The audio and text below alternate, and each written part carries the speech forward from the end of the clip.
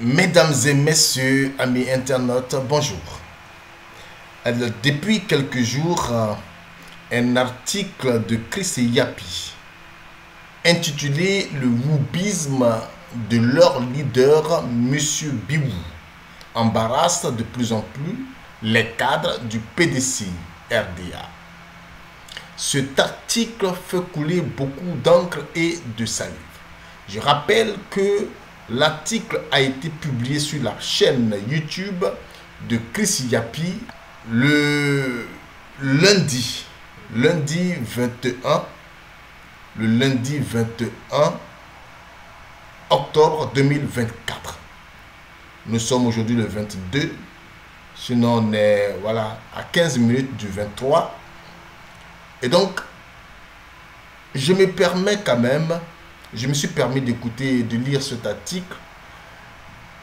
Chris Yapi accuse Tidjane Thiam de wubisme. Il tient comme preuve un article du Financial Times. C'est un journal londonien qui, selon lui, révélerait que le président du PDCI RDA aurait un amant. Cette découverte entre griffes, permettez-moi, je ne peux pas assumer cette découverte, mais elle fait grincer beaucoup de salive depuis la publication de cette vidéo. Surtout que Chris Yapi a habitué les Ivoiriens à des révélations. C'est un avatar, pour ceux qui ne le connaissent pas, c'est un avatar. Donc personne ne sait qui est derrière, c'est une équipe, c'est une personne, personne ne sait. Mais il a souvent dit des choses qui sont arrivées. Et donc, ce qui fait que les internautes ivoiriens lui vouent quelque part un petit culte, une petite crédibilité en termes de révélation. Et cette révélation, quand on sait que l'Afrique, dont fait partie la Côte d'Ivoire, tient à ses valeurs culturelles, et que le wubisme est, jusqu'à preuve de contraire, un déni, une démence, une perturbation morale et intellectuelle, alors les Ivoiriens marquent une pause, réécoutent Chris Yapi et cherchent à comprendre. Regardent le président Thiam et se posent beaucoup de questions. Nous sommes allés sur la chaîne YouTube de Likiz, je ne sais pas si c'est comme ça qu'on appelle la chaîne. Je vais voir mon historique pour voilà, c'est Livik TV, notre confrère, qui a organisé un débat pour permettre aux Ivoiriens de se prononcer sur cet article et sur ces accusations. Nous n'avons pas toute la vidéo, mais nous avons quelques pans, une séquence de cette vidéo que nous voudrions que vous écoutiez. Merci et ne manquez pas de laisser vos avis et vos commentaires. Quand Chris Yapi dit ça, même au début, mais il y a des gens qui ne prenaient pas ça au sérieux. Mais quand ça se réalise, c'est là on dit, ah, il avait dit ça. Donc, si Chris Yapi parle, c'est ce que mon frère qui vient de passer, celui qui vient de passer avant moi, là, c'est qu'il est en train de dire, là, normalement, les militants du PDCI devaient creuser dans cette affaire. Il a lancé un défi, Chris Yapi. Il a dit, quiconque qui dit que je mens, qu'est-ce qu'il avait dit même? Il a dit un truc là qui dit, celui qui ne croit pas ce que je dis, je mettrai, il a même lancé un défi au PDCI. Il a dit, si Tidjane Thiam croit que ce qu'il dit, c'est pas vrai, il va mettre tout dehors, avec les preuves. Ça a eu sur ses cassettes, ses vidéos. Donc, je pense que c'est un truc qui est vraiment sérieux. Même si on le croit, on ne le croit pas, Chris Yapi, tout ce qu'il a toujours dit, ça s'avère vrai. Peut-être que ce n'est pas tout, mais la majorité, quand même, il dit des choses. Et puis, pour finir, on est tous étonnés. Donc, le PDCI doit faire attention, réfléchir, analyser, mener aussi ses enquêtes pour voir si réellement ce que Chris Yapi dit, c'est vrai ou pas. Quand Chris Yapi tape sur Ouattara, oui, quand Chris Yapi tape sur Ouattara, on commence par... Quand Chris Yapi tape sur Ouattara, nous, on est tous contents parce que nous, on veut son départ. Quand Chris Yapi met son nez sur le président Laurent Gbagbo, mais nous tous, on est énervés parce que c'est notre leader. Mais qu'est-ce que ce qu'il dit aussi, c'est pas vrai. Parce que ce qu'il est en train de dire, là, c'est pour... Déjà, même, ça braque l'opinion. Même si c'est pas vrai. Mais ce que Chris Yapi dit, là, déjà, ça prend une position. Et il y a les militants même du PDCI qui peuvent aller aussi chez Bion. Il y a des militants du PDCI qui peuvent aller chez Bion. Et surtout que, comment il s'appelle, Tidiam Thiam, il dit que lui, il est un parti de paix. Il n'aime pas les histoires. Bon. Mais ce que Chris Yapi est en train de dire là, c'est pour salir son image. Ils sont en train de salir son image, écorcher son image. Donc, c'est que le premier frère avait dit au départ, de dire les militants du PDCI de sortir de leur, comment on appelle ça, de leur, comment on appelle ça, de leur immobilisme. Voilà, immobilisme. Et puis aussi essayer de défendre Chris Yapi, Tidiam Thiam. Oui. Mais Chris Yapi dit qu'il a des preuves encore. Il dit qu'il a des preuves même pour faire sortir ça. On fait quoi? Si jamais il fait sortir les preuves, on va... Oui, qu'est-ce que vous dites pour le moment de la déclaration du secrétaire exécutif chargé, du porte-parole, on va dire simplement, du PDCI RDA? C'est que le porte-parole a dit, mais c'est normal qu'il le dise. Il défend son parti, il défend son président. Il défend son président. Mais le problème, c'est que moi, je ne dis pas forcément ce que Chris Yapi a dit, c'est vrai, hein, mais je vous dis, la majorité de ses sorties, ça s'avère plus ou moins vrai. Parce que quand il dit au Mali, on va attaquer le Mali, nous-mêmes, on voit ce qui se passe. Quand il parle du Burkina, on voit que c'est vrai. Tout ce qu'il dit là, ça se réalise. Donc là, les gens du PDCI devaient saisir de cette affaire et puis eux-mêmes mener leur enquête pour savoir si c'est vrai ou pas. Comment vous pensez que Chris Yapi peut parler de loubisme, comment on appelle ça, de Tidiam Thiam? Il peut inventer des choses comme ça. Et puis, c'est pas bien d'entendre des trucs pareils. Moi, je ne dis pas que ce qu'il dit, c'est vrai, hein, mais je parle en fonction de ce qu'il a dit. Si il accuse, et pourquoi il ne dit pas que Gbagbo est Oubibs? Pourquoi il ne dit pas que Ouattara aussi est Oubibs? Et puis il dit chose, Tidiam Thiam. Et puis il accuse même Tidiam Thiam directement, il montre même son image. Et puis on est en pleine élection, hein. Ça peut même ça écorche même son image. Et puis les Ivoiriens, là, ils écoutent tout ce qui se passe. Donc, moi, je ne dis pas que c'est ce que je dis, je le répète, je ne dis pas que ce qu'il dit, c'est vrai. Mais Chris Yapi, les gens ont toujours dit qu'il ne ment pas. Lui-même, il dit qu'il ne ment pas. Maintenant, le problème, c'est qu'il faut que les Ivoiriens fassent attention. Actuellement, là, la France nous a tellement montré une couleur. La France nous a fait couler le sang avec cette histoire de Ouattara. Donc, si on nous dit que quelqu'un qui vient en Côte d'Ivoire pour être président, mais qui est, comment on appelle ça, qui vient par comment on appelle ça, par comment on appelle ça, qui est sollicité ou bien par la France, mais ça fait peur aux Ivoiriens.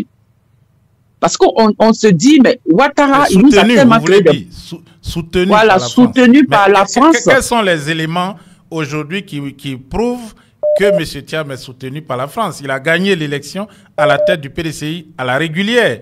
Il était candidat face à d'autres qui ont retiré leur candidature. Les candidatures pas nous les Ivoiriens. Attends.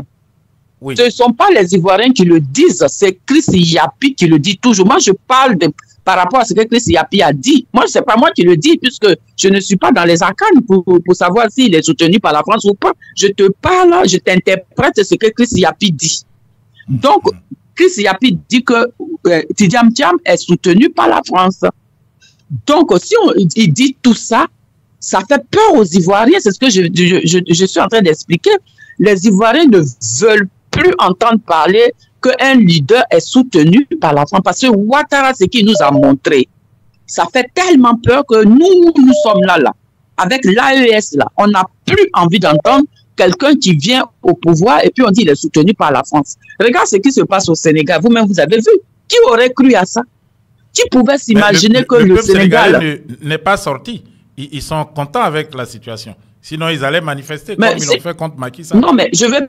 Oui, s'ils sont contents, mais ils verront un jour. Mais le problème, c'est qu'à l'ONU, là, il y a 2 jours de cela, la Côte d'Ivoire et le Sénégal, ils ont refusé, ils n'ont même pas voté que on dédommage les choses qu'on appelle la souffrance que la France nous a infligée. Que les Sénégalais sortent et ils ne sortent pas, ça c'est leur problème. Eux-mêmes, ils voient ce qui se passe. Ils voient que même, comme l'Ukraine, l'ambassadeur de l'Ukraine étant au Sénégal, qui dit c'est eux qui ont manigancé un coup pour aller assassiner les Maliens, sachant qu'ils sont des frères quand même. Mais tout ça, quand tu vois ça, tu as peur.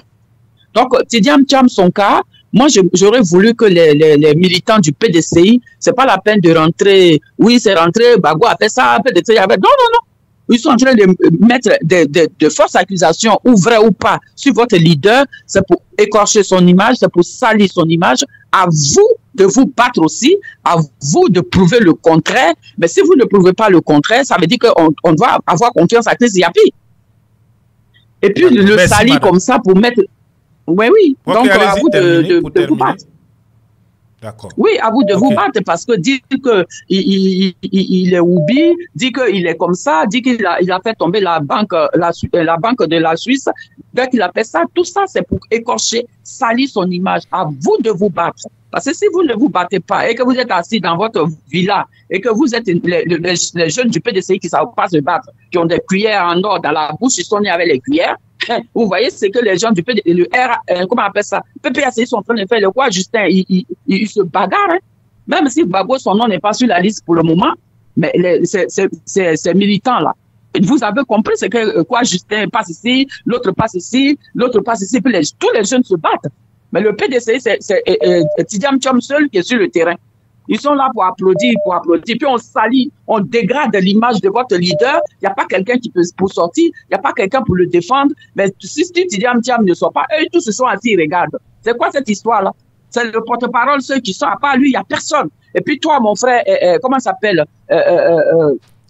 Isaac Kofi, si toi tu ne parles pas un peu pour défendre ton leader, si le porte-parole ne parle pas pour défendre votre leader, ben il n'y a personne. Vous voyez merci les gens beaucoup, Madame Alice. Merci d'être passé sur Elvic TV. Résistance, ok. On reste au standard. Il est 23h11, 1h11 à Paris et voilà, 19h11 du côté de l'Amérique du Nord. Invitation donc à vous enrôler massivement. On ne peut pas prendre tous les appels, on prend au moins ce qu'on peut. Je vois que le sujet est passionnant. Il y a voilà, encore du monde. 3000, on oscille autour de 3000 à cette heure tardive de la nuit, mais je crois que c'est un sujet qui préoccupe les Ivoiriens. Donc le porte-parole du PDCI est sorti aujourd'hui. On suppose aussi que cette sortie est réelle, que ce n'est pas encore un fake news qui a été diffusé donc sur les réseaux sociaux. Donc le porte-parole du PDCI est sorti. Je pense que cela Madame dit, ça salit l'image du PDCI. Bon, je crois que les Ivoiriens ont plus ou moins, ou plutôt une image positive du président Tidiane Thiam. Mais bon, ils peuvent peut-être, comme il y a eu dans le passé une alliance PDCI-RDA, ils peuvent se dire, bon, peut-être qu'il veut faire la même chose. Mais je ne pense pas qu'à l'heure actuelle, on peut dire que M. Thiam a trahi. Bonsoir, bienvenue. Vous êtes en direct sur Elvic, nous vous écoutons. Bonsoir, M. Isaac Kofi. Oui, bonsoir à notre sœur Martha. Voilà, Martha qui nous appelle depuis New York. Voilà, oui. Effectivement, il y a quelque chose qui m'interpelle au niveau de Chris Yapi. Déjà, pour qui il roule, pour qui il travaille et dans quel intérêt maintenant il s'en prend comme ça au président Thiam. En fait, rien n'est anodin et surtout à quelques mois des élections. Il se passe beaucoup de choses. Donc, nous, on se pose cette question. Et pour certaines choses, on sait que l'avenir nous donnera raison ou lui donnera raison.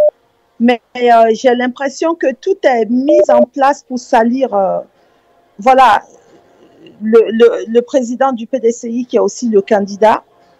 Et que, voilà, à l'heure où nous devrions nous rassembler en tant qu'opposition et face à la Ouattari, toute cette division-là. Et il s'est passé des choses aussi à Washington, je ne sais pas si je peux en parler ici, qui montrent que...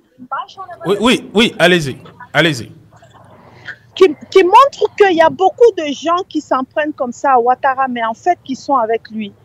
Et comment déceler le vrai du faux? Parce que il y a une scène qui s'est passée. Hein.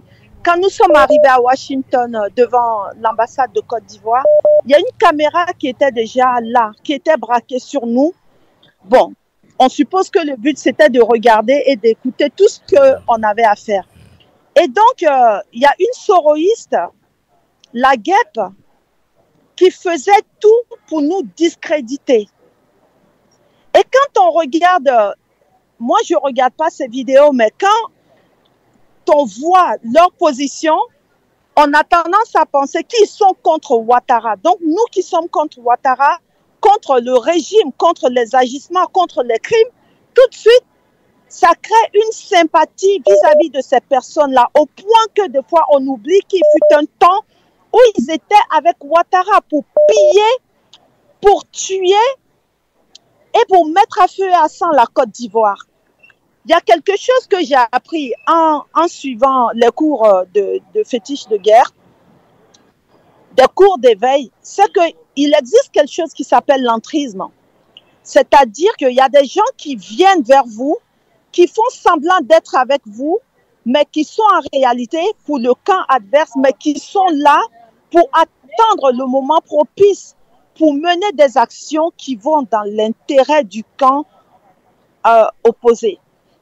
Quand Chris Yapi est venu sur les réseaux sociaux, on s'est pris de sympathie, tout ça, parce que voilà, on avait le même ennemi qu'on combattait.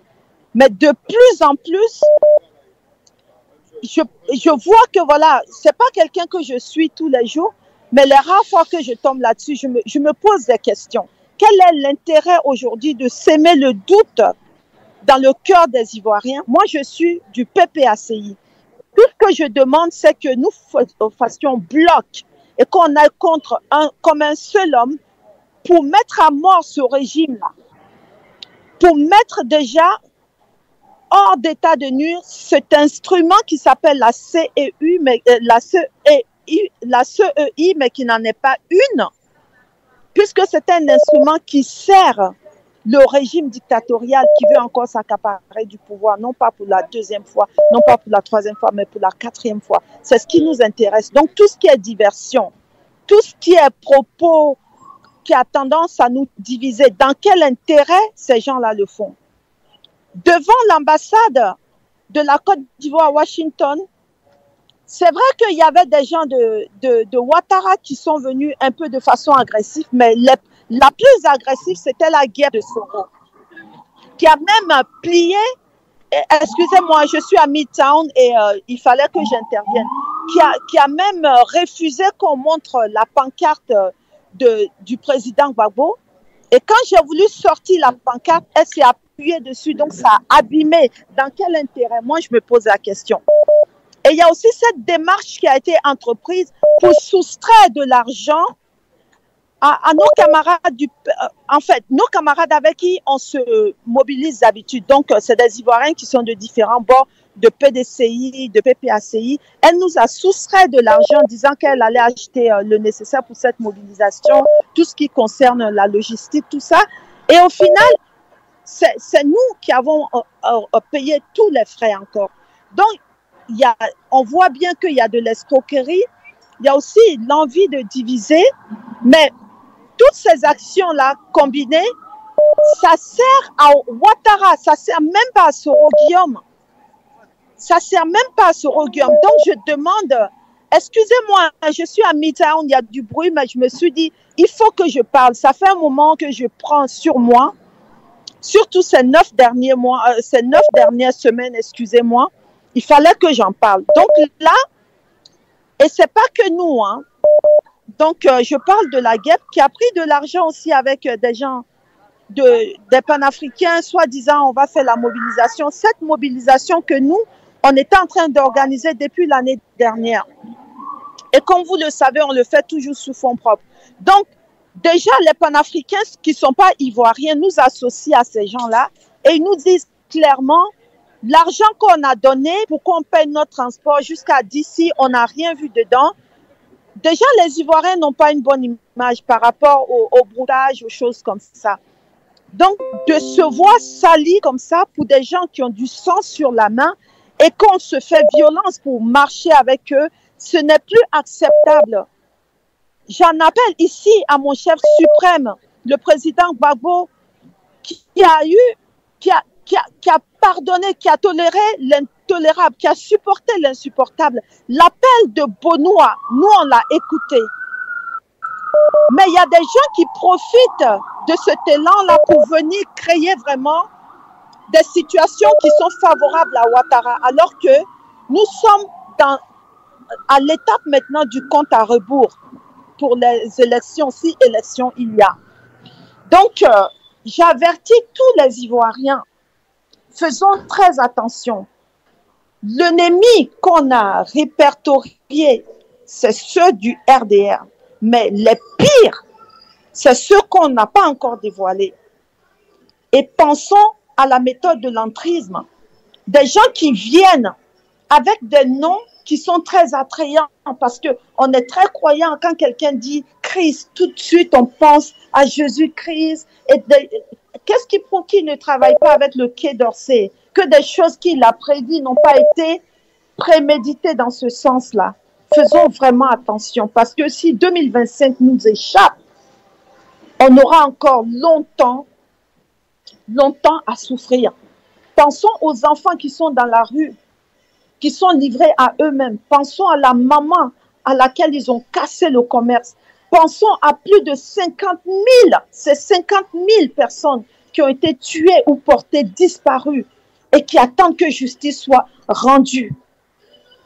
Et des personnes qui ont le sang sur la main, qui devraient chercher à se racheter, cherchent aujourd'hui à nous commander, à nous gouverner. Moi, je ne comprends pas Soro Guillaume.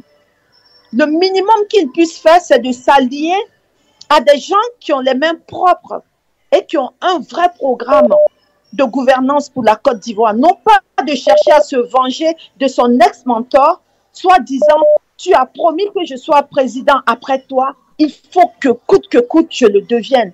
Il devrait plutôt se ranger du côté des Ivoiriens pour que justice soit rendue. Chez nous, on ne pratique pas la peine de mort. S'il se constitue déjà prisonnier pour les actions qu'il a commises, nous, on peut le pardonner. Mais de dire que si j'ai commis des crimes, pardonnez-moi, le si, c'est déjà un déni. Et on le ressent dans les actions de certains de ses partisans. Donc, quelqu'un comme la guêpe ne rend pas service à Soro. Et nous, au fond de nous, en écoutant le discours du président Gbagbo, en regardant comment le président Gbagbo entoure Soro Guillaume, son bourreau d'hier, ça nous donne une leçon de vie qu'on a envie de mettre en application, mais il ne nous facilite pas la tâche. Chris Yapi ne nous facilite pas la tâche. Il y a des soroïstes, quand ils parlent, on voit vraiment de la sincérité, on voit vraiment du regret dans leurs gestes. Mais quand des soroïstes viennent nous voler, quand des soroïstes viennent nous insulter, quand des soroïstes viennent bâcler la mobilisation que nous avons prévue depuis longtemps, ça, ce n'est pas acceptable. Donc, ça rejoint un peu l'émission de ce soir. Ça fait un moment que j'ai pris sur moi. Ça fait un moment que j'ai pris sur moi. Donc, j'ai vu le titre de l'émission. J'essayais de trouver un endroit calme pour intervenir. Après, je me suis dit, bon, excusez-moi pour tout le bruit qu'il y a autour, mais il fallait que j'intervienne. Et là, je demande à tous ceux qui connaissent la guêpe, dites-lui de rembourser l'argent des panafricains, dites-lui de rembourser l'argent des Amazones. Elle l'a pris pour préparer la mobilisation et on n'a rien vu de dépenses qui ont été faites. Au final, c'est nous-mêmes qui sommes venus avec les pancartes, c'est nous-mêmes qui avons payé encore nos transports. Ce n'était pas prévu comme ça. En plus des injures qu'on a subies d'elle, des menaces qu'on a subies d'elle, c'est vraiment ridicule. Donc ces gens-là, il faut les exposer aussi pour ne pas qu'ils continuent à faire du n'importe quoi. Surtout vis-à-vis des étrangers qui ne les connaissent pas en fait. Il y a beaucoup qui ne connaissent pas l'histoire du GPS, l'histoire de Soro. C'est pas qu'on veut salir un homme, Mais il y a des histoires, il y a des faits qui se sont vraiment avérés. Et ce n'est pas des faits anodins. Il y a eu mort d'hommes par centaines de milliers. Et vous ne pouvez pas mettre tout ça derrière pour dire que voilà, on va encore vous piétiner, on va encore faire des choses comme ça. Moi, je ne suis pas du PDCI, M. Isaac Kofi. Mais je suis affectée à chaque fois que l'image de quelqu'un d'aussi important est piétinée. Et c'est fait à dessein. Il ne faut pas faire de procès d'intention. Laissez le temps au président Thiam de faire ou de ne pas faire ce que le peuple ivoirien entend de lui. Nous, au niveau du PPACI, c'est clair, nous ne sommes pas avec le PDCI, allez-y pour terminer. Et chaque personne répondra de ses actes tôt ou tard. Je vous remercie, monsieur Isaac Kofi. Merci beaucoup, Madame Martha, d'être passée sur Elvic TV. Selon, en tout cas, des web spectateurs et téléspectateurs, Chris Yapi serait donc une création des services secrets français et bien sûr en alliance avec les services de renseignement ivoiriens, voilà, le Conseil national du renseignement dirigé par Téné-Birima Ouattara, dit photocopie, afin de mélanger un peu l'opposition et puis bon, de troubler un peu aussi l'opinion publique. Est-ce que vous partagez cette opinion, donc partagée par certaines personnes sur ce live? Nous mettons fin donc à 23h25 à ce live. C'était bon, très intéressant. On pourrait continuer encore des heures. On serait toujours autour des 3000 personnes. Merci de votre fidélité. Avant de partir, n'oubliez pas de liker. Et si vous n'êtes pas encore abonné, n'oubliez pas non plus de le faire et cliquez sur la clochette pour recevoir les notifications et les alertes dès lors que nous sommes en direct. Très, très bientôt.